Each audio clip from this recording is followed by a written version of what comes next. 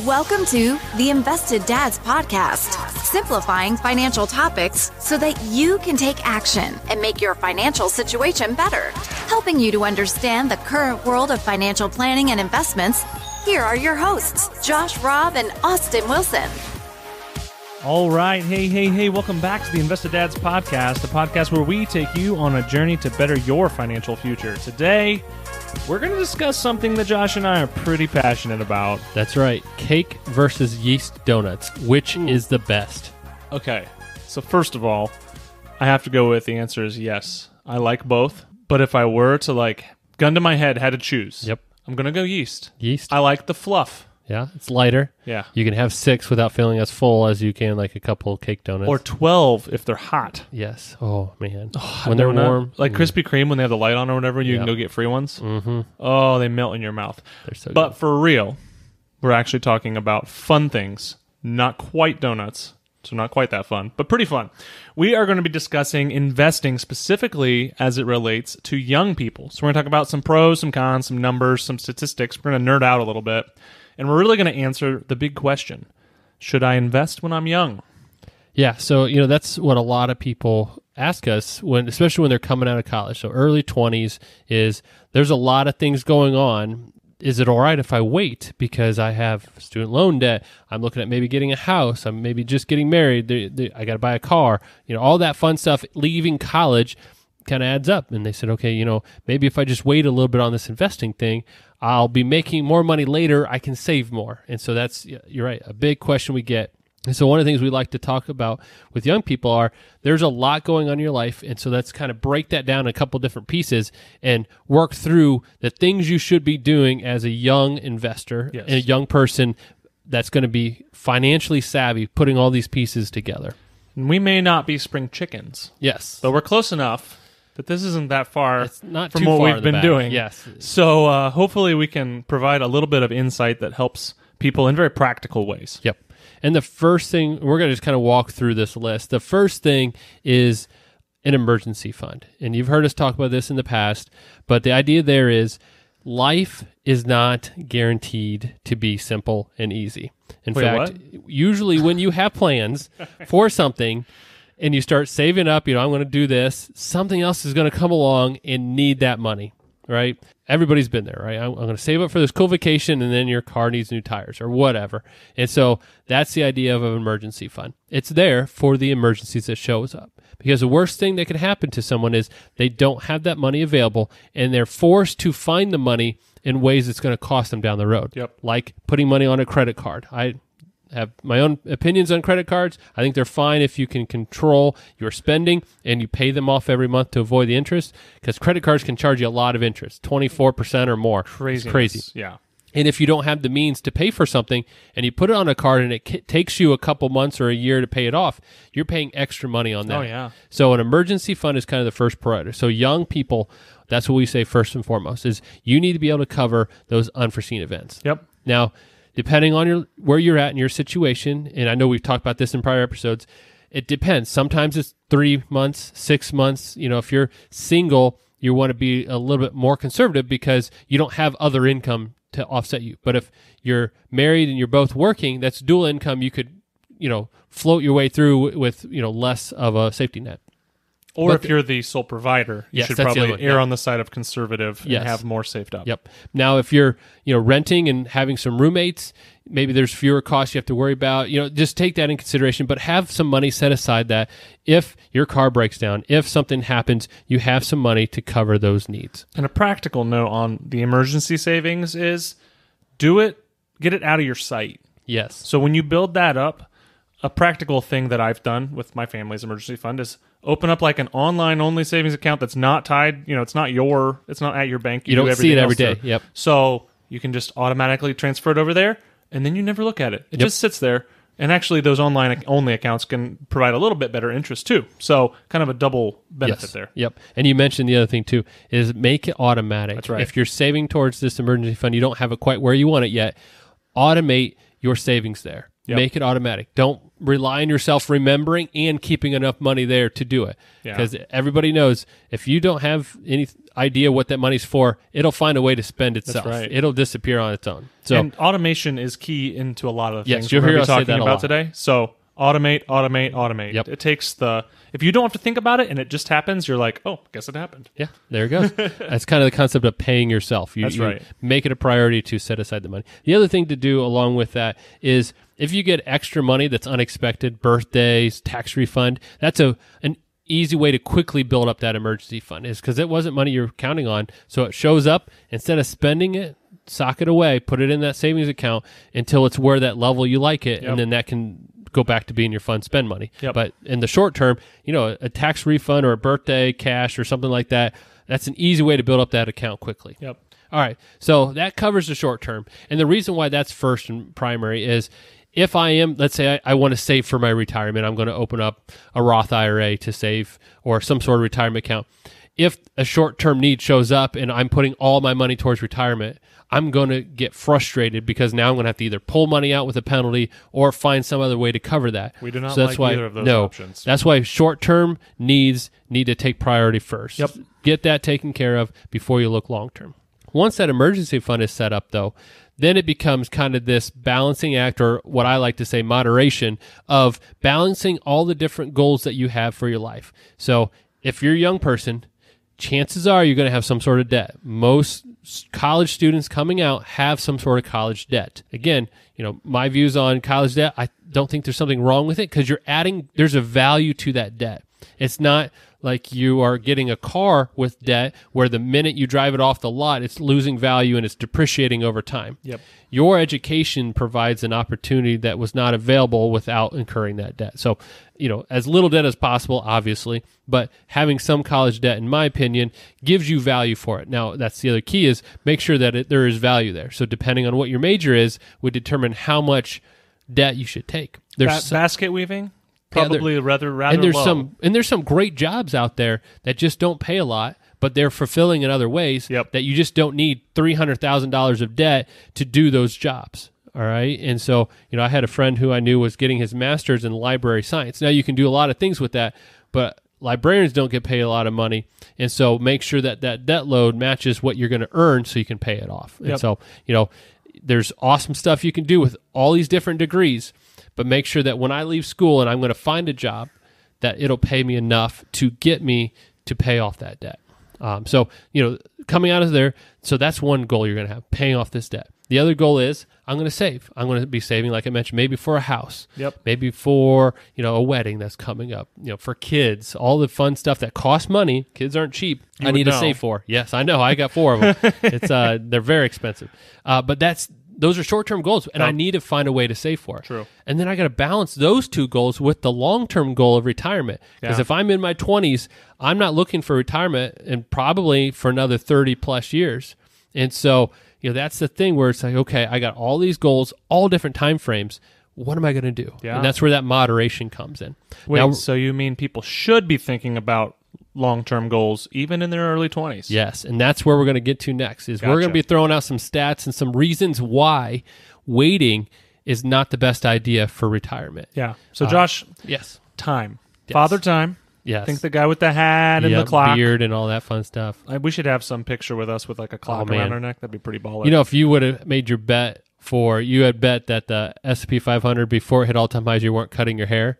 If you were growing your beard out during that time. Oh, wow. My wife would not be happy. Man, that would have been It could have been a little beard. Yeah, okay. So father time. Yes. Time. Let's talk about time as it relates to young people. So you mentioned that, for a young person coming out of school, they're 22 years old or whatever, not going to be retiring for 30 or 40 years. Yes. 30 or 40 years is a long time. It is. It's longer than these people have been alive. Yep. So why would you want to care about something that's so far away when, honestly, there are things that you could use that money for in other places now? Yes. So the reason for that is compounding. Ooh. And they always give this, and again, I've looked it up online. No one can track it back to the actual quote, but they say Albert Einstein said compounding is the eighth great wonder of the world. Wonder of the world, yeah. Now they can't officially find that quote, but it's a great quote, regardless of who originally said if it. they even made it up. Yes, who cares? It makes sense. It is true because the power of compounding is really unmatched by any other kind of scientific concept in what it can do for someone who takes advantage of it. And so what we're talking about is the ability for the money you earn to be earning more each time. So an easy example is if I have $1 and it doubles to 2, and then that doubles, it doesn't go to 3, it goes to 4 because each dollar now is doubling. And then so 1 to 2, 2 to 4, 4 to 8, 8 to 16, 16 to 32. And so the idea is the longer you have to let this compound, and that was a extreme example, things don't double quickly like that in investing, but the concept there is that's the compounding over time. Yes. Is each then additional dollar is added to that base to then compound on it. Yeah, for example, if you have $1 and you invest and you get the average return in the stock market about 8%, you have $1.08, and then that $1.08 earns $1.08, and then that earns $1, 8% per year. Yes. That is the example that we're talking about. Yes. And wow, it is incredible. Yep. And that's huge because you have your money working for you. And the key is you're adding new money while it's also growing. And that's kind of the ability for people to invest and create that wealth over time. So compounding is what we're referencing. That's why the younger you are, the sooner you get started or the longer time you have, the more your money will compound and the better it is. Or a better way of putting it for people, the less you'll have to invest because you're letting it grow. And so we have done some stats and some stuff here on talking through that. And so the first thing I have is very depressing when I talk to people that are older because this shows the missed opportunity of compounding. Yes, the cost of waiting. Yeah, the cost of waiting is what we call this. And so if you are age 20 and you just set the goal that I'm going to save $6,000 a year, that's $500 a month, from now until age 65. I'm not going to increase. I'm just going to save $6,000 a year. And you get that 8% return that Austin was talking about. That's kind of the longer term average for the stock market. If you did $6,000 a year from 20 to age 65, you would have $2.5 million saved at the end. Awesome. That's a lot of money. All you did is put in $6,000 a year. Yeah. That's great. Now, if you saw, well, that's a great idea, but I'm really busy, I'm a 30-year-old, and I'm going to start that. If you did it from 30 to age 65, and you put in your $6,000 a year, earned 8%, you'd have just over $1.1 million, which is meaning you missed out on $1.3, almost $1.4 million. For 10 years. By waiting 10 years. Yeah. All right. And then to depress people even more, if you're 40 years old, so you're, that's when a lot of people really get serious about saving when you talk about retirement and stuff. That's when they have that ability to start kicking in more money into their 401k. If you waited to 40 to start, you put your $6,000 in a year, earned your 8%. At age 65, you'd only have, and I say only, it's almost $500,000, $473,000. Yeah. Still a lot of money. Yeah. But you missed out on over $2 million of those money, all that money being able to grow into your contributions. That's why compounding, while it's great, it's also a double-edged sword. Yes. Because if you don't take advantage of it, it'll hurt you. Yes. Because it works just as much as it works in your favor. Mm-hmm. Not taking advantage of it is working against you. Yep. Another way of looking at that is we show these three people. We have Karen, John, and Tom. We just made up the names. I don't know anybody that particularly subscribes to these people, but we're just had to pick some names. So Karen listened to that advice. She started at 20, and she said, I'm going to invest $5,000 per year for 5 years. So I'm going to put $25,000 in. All right, and then I'm going to wait till age 65. I'm going to only invest for 5 years. Yep. She will end up $25,000 of her own money. Yes. All right, and then John, he listened to our advice, but he didn't hear this podcast until he was 25 years old. So he said, you know what? I'm going to do $5,000 a year, and I'm going to do it for 10 years because I'm late. I need to play some catch up.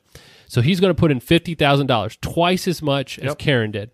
All right. Then poor old Tom here. Tom, he missed out. He waited until he was 35. So 15 years later than Karen. Yep. He says, all right, I'm going to do $5,000 a year just like they did. I'm going to do it from now until I'm turning 65. So I'm going to do it for the rest of the time. I'm going to put $5,000 in. So Tom ends up putting in $155,000. Yeah. All right. So Karen's got $25,000 in, John's got $50,000, and Tom's got $155,000 in. All right. Now, I think I used a 10% rate on this just for simplicity's sake, but regardless, the percent doesn't matter because the differences are the same, give or take. At age 65, Karen will have $1.6 million from her initial investment. From $25,000 She put in $25,000. She gets 1.6 because she allowed that to grow. John also gets 1.6 million, but he had to put twice as much in as Karen did because he waited 5 years. Right. And then poor old Tom, he waited till he's 35. He only has half of what they do. He has $845,000. And he put in multiples of what they put in. That, again, is just an example. Again, we just ran these stats on these made-up people just to show you that the sooner you can get those dollars compounding, the better. Yeah. And that's key. And this comes back to that moderation is you don't have to go all in and take every dollar you earn and save it, but setting that habit, and that's the other thing that we're going to talk about is creating the habits. Setting just the habit of saving, setting some money aside, not spending all of it, will go a long way to helping you grow. And even a couple dollars at 20 is more powerful than a couple dollars at 30 or 40. Right. And so just even putting a little bit in at a young age matters. So Josh, what would you say if a young investor who watches, they've seen the news, they watched March and February happen this year, right?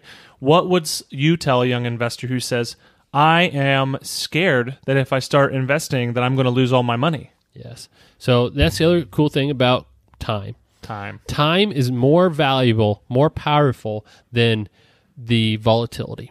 And so the longer time I have, the less when I invest matters. Yeah. So if I come in at a market top and start putting my money in and it drops, if I have enough time, that becomes less and less relevant. And so going back, we created this guy, and I love naming them. So this guy was Bob. Bob was the worst investor in the world. And I say that in that he was a great saver. He actually put money away every month. He put it in a savings account. Then when he felt good about it, he'd invest that money. Unfortunately for Bob, his timing was horrible. Every time he felt good about putting his money in, guess what? It was right before the market dropped. He's buying tops. Yes. He is buying at the absolute top. And since we can look backwards in time and know when it is, we'll cherry pick those tops. We can simulate the worst timing Bob in the world. That's right. And so if Bob started back in the 70s and was getting ready for retirement now, heading into retirement, we simulated if he did saving about $2,000 a year, and every decade he increased that by $1,000, just simulating growth of his income. The dollars don't matter because we're going to talk percentages. But the idea is he saves every year. He does his job of saving. It's just a matter of when does he choose to invest, to get to your point of that fear of getting into the market. So we simulated that and said, how did Bob do out through his whole working career? If we do real historical returns back into the 70s through now, he would average over a 5.5% return on his portfolio, which is less than the 8, but it's still a decent return considering he only put money in right before it dropped. Yeah. So the compounding, in fact, he would contributed based on our parameters that we set up, $259,000 throughout his whole working career. He would end up with $760-some thousand. So he had money. He'd have over $500,000 growth on his money, even when every time he invested it, it dropped. Yeah. And so, in fact, the last three big bear markets he experienced, he never dropped below his investment amount because he had so much growth at that point. He still lost money, but it never dropped below his contribution amount. And then again, that shows the power of compounding in time. And something that we really, talk and care a lot about is systematic timing of your investments. So if you are a normal, you're a working person, you have a paycheck coming in every couple weeks, every month, whatever. If you automate that saving, once every month or whatever, then if you're automatically buying once a month, then you will not ever time as bad as Bob. That's right. And what's going to happen is that you'll buy sometimes when it's expensive, but you're also sometimes going to buy when the market's down because you're buying regardless. Yep. And what's that called, Josh?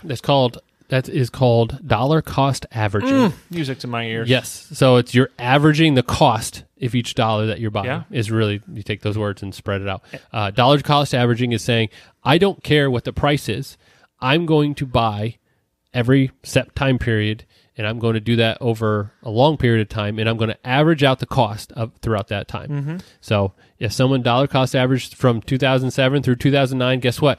Not only did they buy everything cheaper as it went down, they bought things as it went back up, and over that long run, they averaged out that price to really mute all that volatility from their purchasing side of things.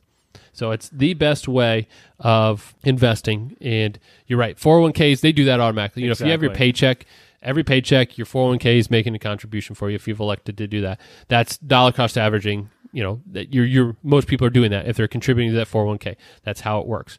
You can do that yourself by, again, just automating your movement, saying, okay, every time I get paid, I'm going to have this amount of money moved into an investment account and invested. It doesn't matter what's going on. I'm not going to put any emotion into it. I'm just going to let it happen. Right. It's huge.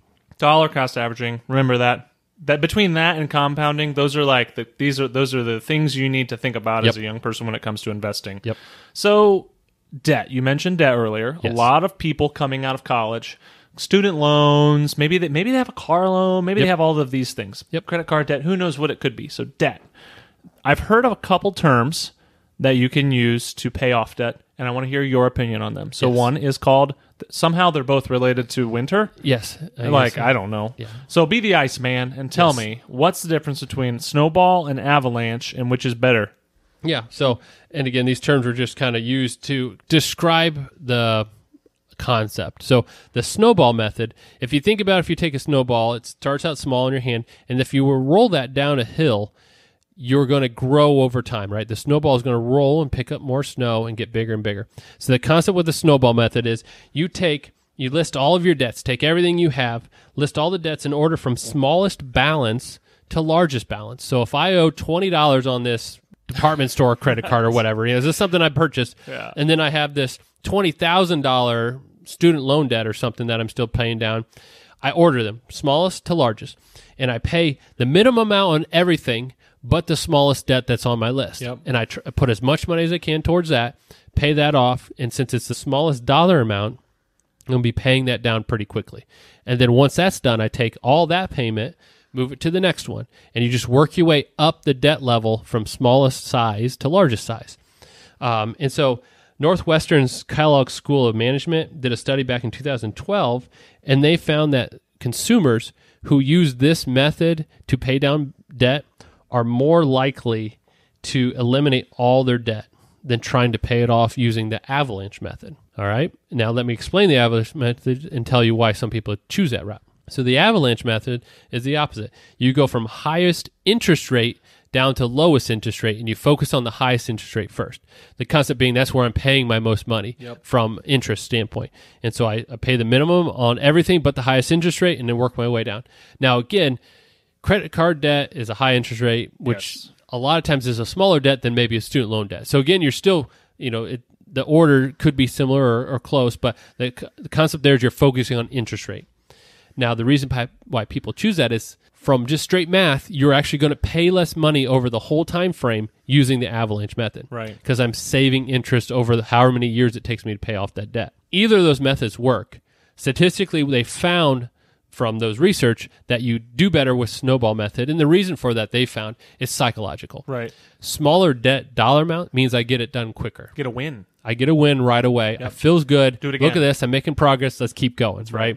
Whereas if I'm tackling the largest interest rate and maybe it happens to be my biggest balance, you're going to be there a while. It may take a little while and I may get frustrated. Right. So my answer is whatever method you're most likely to stick to, do that. Yeah. All right. And so just a quick example, I put this scenario and I gave two different debts to Susie and Joe. Same amount of debts. They just one did the avalanche, one did the snowball. I'm not going to go through all the details, but when I ran the numbers, the difference was minimal. And in other words, interest over, especially if you're going to pay it off over a year or two, it won't compound enough because you don't give it enough time. We just talked about the power of time. You don't get enough time for it to compound that. Either one matters. Right. It just get the job done. Yes. So if you're an analytical person and saving every penny matters, maybe the avalanche method works because you know you're saving money and you can stick with it. If you need to get those wins and you want to see those drop away, then go the snowball method. Right. Either way, just stick with it. Do with what works for you, but make sure that you have a plan and you stick with it. That's the key there. Yep. So moderation, Josh. I think if listeners would have a tally for every time in every episode that you've said moderation, they'd have a notebook full by now. That would be, that is something that I harp on a lot in that when you see the world it's not black and white. There's a lot of shades in between, and that it's not just a one or the other for a lot of things in life. And investing is that way. Financial planning is not here's one way that fits everybody. You make adjustments for everybody's situation, and that's where that moderation comes in. Should I pay down more debt? Should I save? Well, what are your goals? What's your situation? What kind of stress load does that put on you? There's some people that just are anxious about debt. Right. If that's the case, you really need to focus on that, because for your emotional well-being, don't hold that debt any longer than you have to. But then for other people, debt's irrelevant to them. They know I'll get it done when I need to. I just really, to me, the win is seeing that growth and that compound and seeing that value. And so it's different for everybody. But that moderation means I'm not neglecting one goal for another. And that's where it comes in. And we're going to give you some tips at the end of this podcast on ways you can get through each of these and kind of enhance or better manage each of these pieces. But from a debt standpoint and an investing standpoint, I don't see it as one or the other. I think you should be doing both, especially at those young age. Right. That 20 to 30 time frame is huge for compounding. Yeah. For both sides. Right. If I allow my debt to go from 20 to 40, guess how much that was allowed to compound? Because that's compounding the other direction. Going the wrong way. And so I need to focus on both. Sometimes in my life, and maybe one over the other. If I'm going to be preparing to buy a house, I may want to eliminate other debts so that when I'm getting my mortgage, I'm not penalized and getting additional interest charged for me because my burden's too high. Or I may need to slow down my long-term investing for short-term investing to get a down payment. Yep. I understand all that. That's where that moderation comes in. But I don't neglect one whole goal and completely eliminate it for something else. Right. There's puts and takes. It's just a matter of giving every dollar a place where it should go. Yes. And planning for it. So, Josh, I heard that you brought me something to work today. I did. All right. And I just lost it. I had to pull it up. Hang on a second. There it is. It's okay. I'll forgive you. All right. Dad joke of the week. Dad joke of the week. What kind of shoes do ninjas wear? What kind of shoes do ninjas wear? I'm now remember, this is a joke, not like a historical fact. Okay, because I was about to give you the real answer. Yeah, it's like true slippers, ninjas right? don't wear shoes. But that's right. No, you know what they wear? Sneakers. That's what they wear. That's a good one, Josh. Sneakers. Okay, and back side note, by the way, you don't we wear have shoes. I'm allergic to cats, but we have a cat. Because it's so funny. My daughter's wanted a cat, and guess what? We have a cat. It's an outdoor cat, though, so I'm safe. But guess what the name of that cat is? Ninja. It's Ninja the cat? Ninja. It's Ninja. Yeah, it's a sneaky little cat. It tries to get in the house all the time. So it's like Houdini. Yeah, it is. It's always crawling on stuff. All right, back to your regularly scheduled podcast. So let's talk about being practical. Yes. I like being practical. Yeah, how do we I think apply we're this? practical people. Let's apply this. So some goals. Yes. That you could, these are not perfect, these are very high level, but some goals that you could set for your long-term savings over time. Yeah. So a lot of people ask that question. How do I know if I'm on track? Right. That's a question, right? And so they said, is there like a number I need to know I need to save by certain ages? How much should I have saved by 30, Yeah, 40, at 30, whatever. how much money should I have? And again, everybody's financial plan is different. So I may say you need $60,000 because that's how much to get you on track to your end goal. Then the next person that walks into my office may need $90,000. Who knows exactly the dollars? So it's a hard answer. But Fidelity Investments, which is the nation's largest retirement plan provider, they have on their website kind of a timeline that is a rule of thumb. So they just kind of say from a high level standpoint, if you want to use these kind of benchmarks as kind of a checkpoint of am I at least on track to what the average person in the U.S. is doing? Right. At age 30, you should have 1 times your salary. Okay. So if I make $100,000 at 30, I should have saved $100,000. In your retirement. Retirement, some sort of savings that's Yep. designed for that long term. Like if you're looking for retirement, that's what it's looking for. Yep. All right. And the same is true if I'm $60,000, I need to save 60. The dollar amounts don't matter, it's percentage. So 1 Of your times salary. my salary. Yep. When I turn 40, 10 more years. I need 3 times my salary. So you need to save 2 times your 30 salary in Yes. your 30s. Does that sure, make sense? I guess. Did I say that right? But keep in mind, everything's growing over that time. Exactly. So if I started, maybe I got hired at $30,000 when I was 20, right? I'm an entry-level person, but by 30, maybe my $20,000 job, I've had increase of salary and promotions, now I'm making 50. So that number's moving along with your track, so you got to Gotcha. kind of keep Yep. that in mind. For sure. At 50, you need 6 times your salary. 60, you need 8 times your salary. And then at 67, which is full retirement age right now for Social Security purposes, you need 10 times your salary. And that's really what this is all based off of, that a retiree can live off of 10 times the salary they had when they left. Right. Which is kind of assumptions are built into that. Like, for instance, part of your income will be offset by Social Security because that's why they're using that 67 age. And then second of all, that you're going to spend less in retirement than you were making while you were working. So they have some assumptions built in there, but that's a rule of thumb, not a hard line, but just a checkpoint, especially early on, that am I at least on track? Yeah, as you get older, it's probably wise to sit down with someone who can go through your actual numbers, your actual situation, look at what you actually think you're going to need to spend in retirement and your lifestyle you want to have and all that stuff. You can get very detailed, especially as you get closer to retirement. But yeah, as a 20 or 30-year-old, this is a good bogey, right? Yes. And the other thing with that, like you mentioned, is when you are closer to retirement, building an actual retirement plan is very useful to kind of project forward and say, okay, here's what I'm doing. What will that look like at the year I'd like to retire? Do I have enough saved? So with that comes the assumption of, well, how much can I take out of my portfolio? The average person, if there's a couple and you're both alive in your early 60s, the life expectancy for both of you, or for one of you, that one of you will survive until your 90s, is very high. In fact, the life age expectancy is in the early 90s. Yeah, and so it's definitely going up. That's saying that if you have a couple, one of you is going to see the 90s, at least one of you. Yep. And so you need a plan for that. So they used to have this rule, a 4% rule, meaning I could withdraw 4% every year from my portfolio. The first year I retire, I take 4% out. Then every year after that, I'd be able to increase it for inflation, and I would not run out of money for my retirement. That used to be a great rule of thumb. People are living longer. Yes. Cost of healthcare, everything is getting expensive.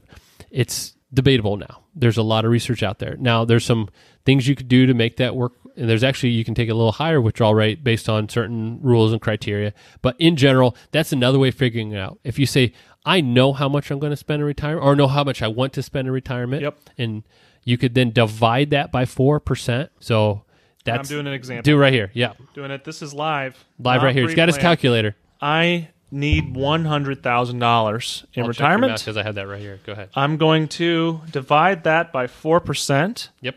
So I need to have $2.5 million.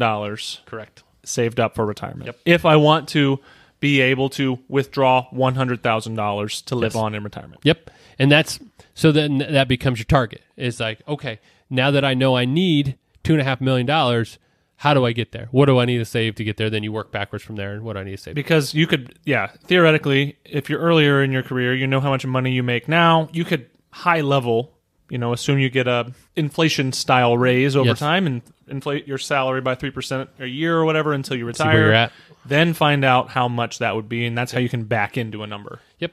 And so, again, that's a lot more useful the closer you are to retirement because, again, what I spend now with 4 young kids will be different than what my wife and I will spend in future years when it's just the 2 of us. But with everything inflated, the dollar amounts may be similar. True. But what we're spending it on and how much we're spending as a percentage of what we're bringing in will change.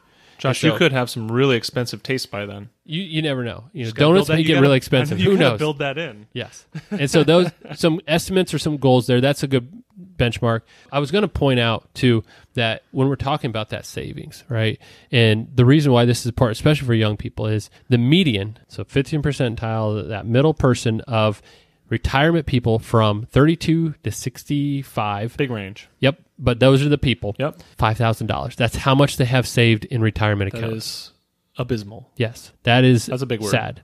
And that's again, the young age is at 30, 32-ish, but that's 10 years of working. If you get out of college and start working, you've already had 10 years, and the median, the middle age, or the middle saved for all those ages is $5,000. Right. So that's the point where this is huge. You can really set yourselves up for success if you start saving early. What that also means is that half of the people have less than $5,000 saved. That's even scarier. Because when you're looking at statistics in big groups, it's in this specific kind of instance, it's better to use this style when you're looking for median, middle versus mean, because there are some crazy savers out there who would skew things very high. Yep. And we don't want to do that. So Right. middle, Yep. $5,000. Now they're taking, So the idea there is you don't want to be in that position where working past an age where safely you can do that, but you're forced to. That's the worst scenario, is that you need to retire and you can't. Yeah. And that's the goal that us as financial advisors are trying to avoid, is what can we do now to avoid that down the road? Yep. So we're going to work through, let's talk about that. We're going to work through some tips then. Okay. Yeah. So I'm 20. I'm in my early 20s, early mid 20s. Maybe I'm early 30s. These tips work for anybody.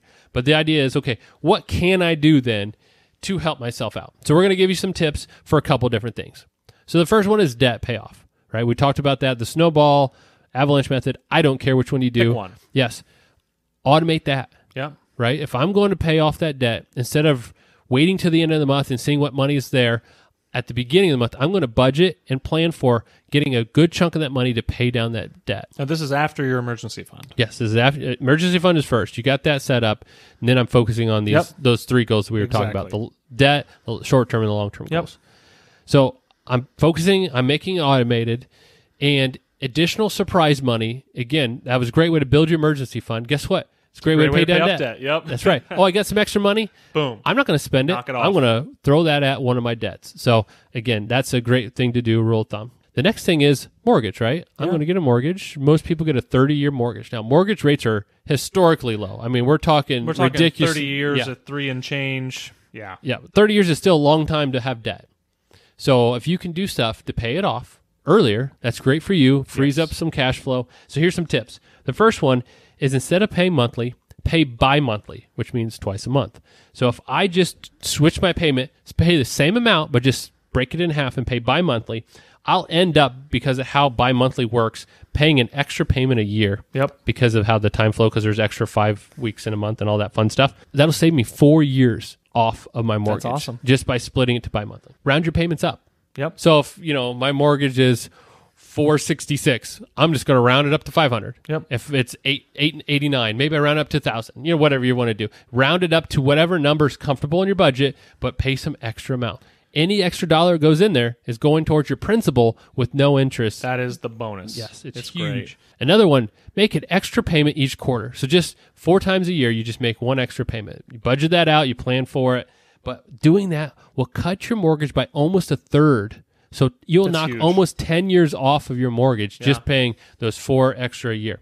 So there's just some tips to do. Check refinancing periodically. Again, Especially we're right historically low rates. So if you have a mortgage, now's a good time to check for. But refinancing could save you money, because if you get a lower interest rate, but you keep your payments the same, guess what? You're paying extra all the time. Or you could refinance from a 30 to a 15. Yes, and shorten your time. And shorten your time. Yep. So those are some tips for paying down debt, and mortgages especially, some extra stuff. The other tips we're going to talk through are for saving. So we talked about, you're getting out of college, you get your first really big boy job, big girl job, right? I got this full-time thing. I'm a professional now. I'm all grown up.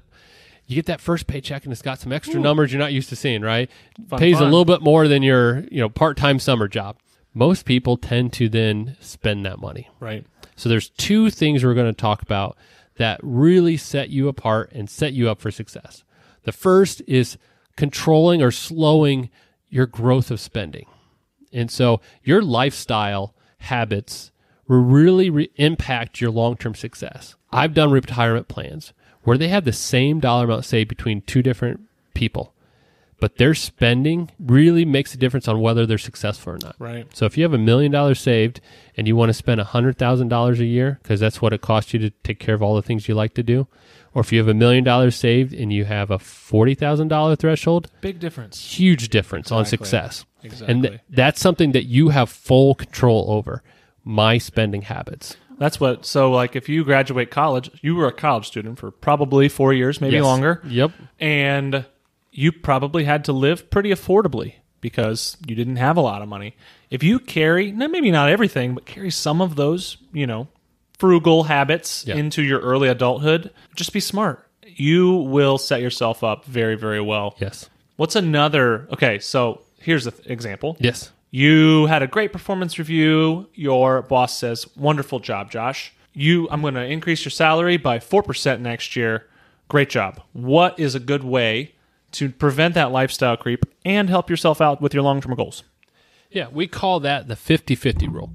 This rule means every time I get a raise, I'm going to take half of that raise, increase my savings, whether I'm using the 401k, Roth IRA, whatever, I'm going to increase. So if, percentages, if it was 4%, I'd take 2% of my salary, increase my savings. The other 2% I'd add to my budget because things do go up in cost. I do need to allow it to increase. That 50-50 rule allows you to increase your savings periodically without much discomfort because it's new money you never had, so it's not like you're taking money away from anywhere. Yes. And it also slows down that growth of your spending because you are no longer adding 4% more to your budget. You're only adding 2%, so it slows your spending down. So we did that chart, and what it does for someone is really increases their savings while decreasing their need of withdrawal later on. It's huge. It's kind of a double whammy there, and it's very efficient. And the other thing it does is it allows you to get to those savings rates you hear people talking about, right? You should be saving 15% of your salary. That's what a lot of people use as that threshold of your target. Well, how do I get there? If I looked at my budget, my household budget, and said, I need to find 15% savings, it's impossible. This money's going there for a reason. I need food budget for my kids. I need car costs. I need utility bills, all that stuff, my mortgage. Where do I find 15%? Well, if I get there by every year taking half of my raise, you'll get there. How do I get to 15%? If I get 2% a raise, if I get 4%, I take half every year. Gosh, that doesn't take too long, right? 8 years, and I'm already at 15%. Right. And so, again, that's the savings. And then as your salary grows up, it'll also increase your savings because, if you're taking 1% of your salary, that's great.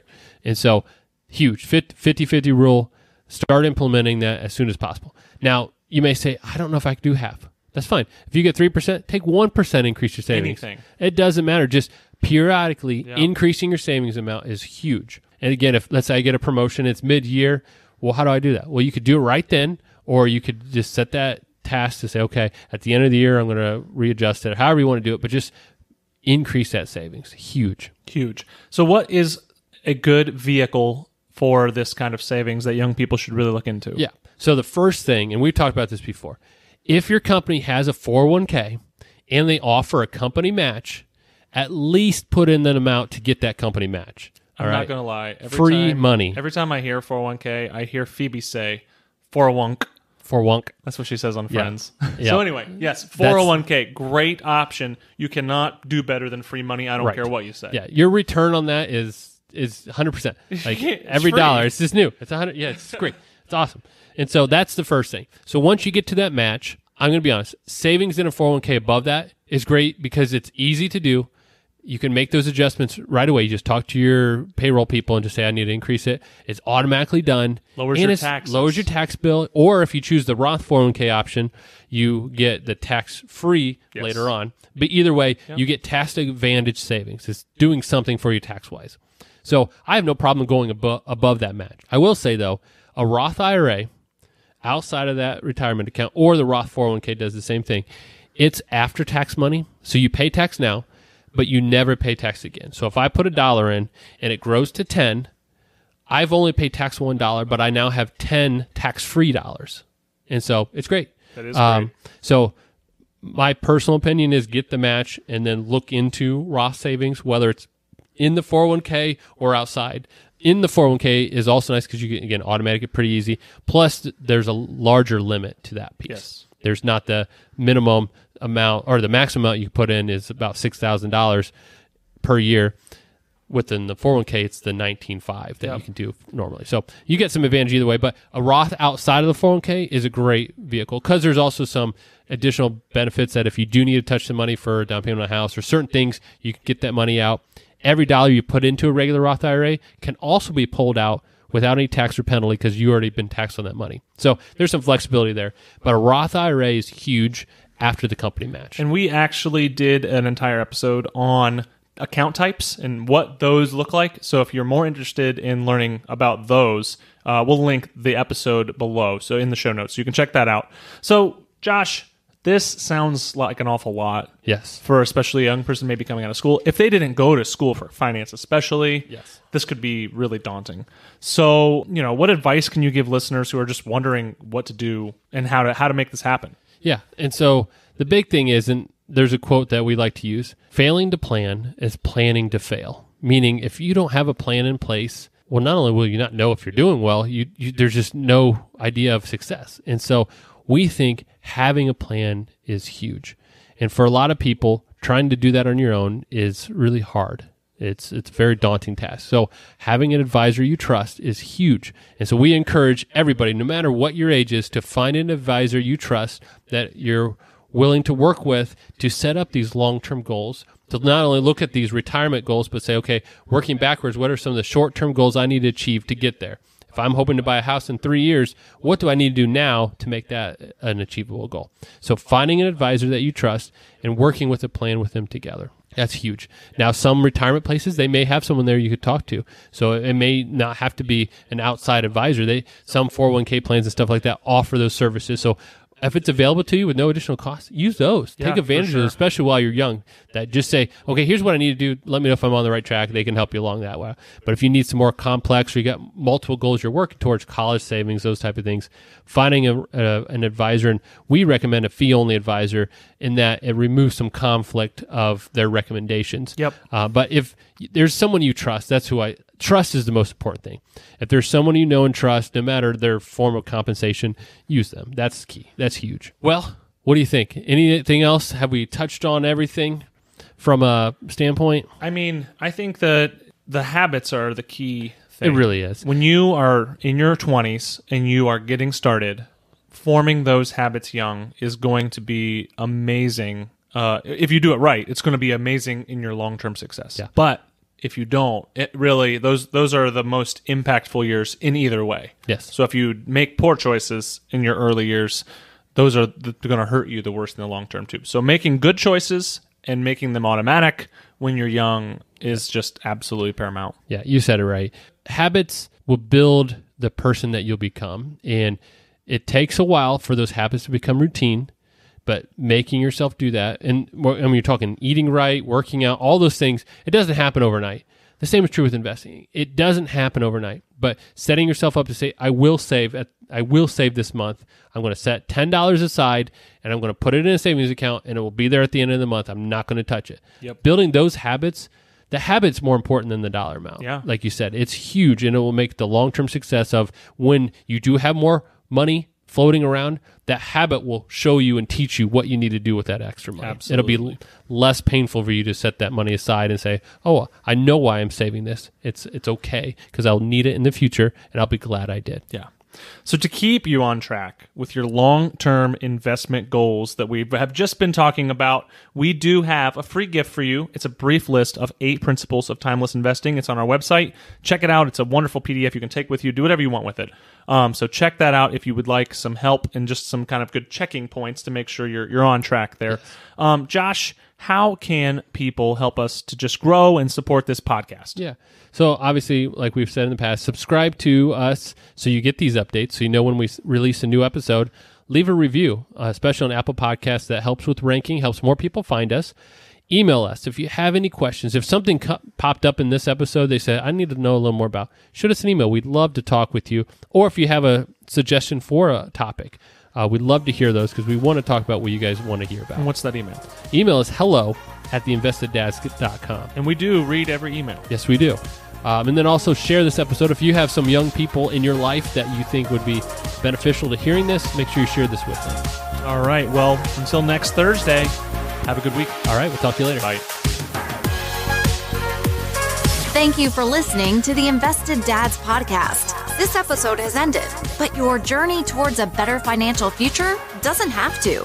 Head over to theinvesteddads.com to access all the links and resources mentioned in today's show.